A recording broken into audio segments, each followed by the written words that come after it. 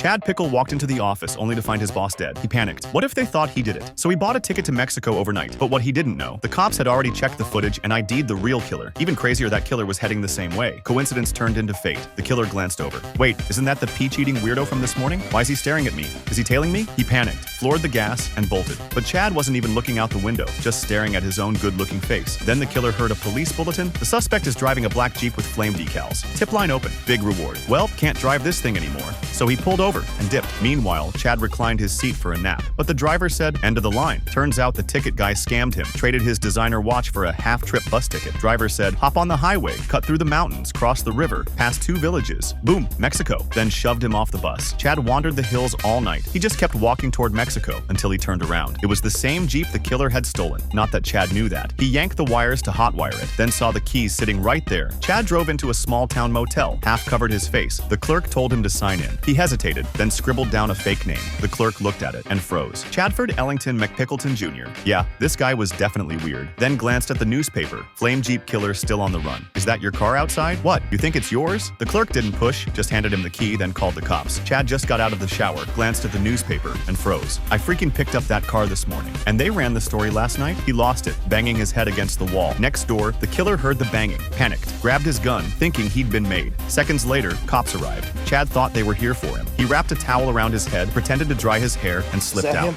Can't be. The person we're looking for is 6 feet tall, 180 pounds.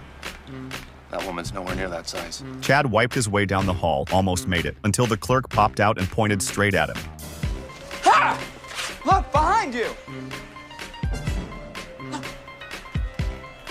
Cops couldn't care less, and of course, just his luck. The killer walked out, saw Chad pointing straight at him, thought he was being ratted out, and opened fire on the cops. Chad took the chance and ran. He heard the gunfire and thought the cops were shooting at him. Started zigzagging like crazy, dived straight into a ditch, wondering how none of them could hit him. Chad kept running until he hit the train tracks. He figured he could hitch a ride. One big leap, a forward roll, and he flipped straight off the train.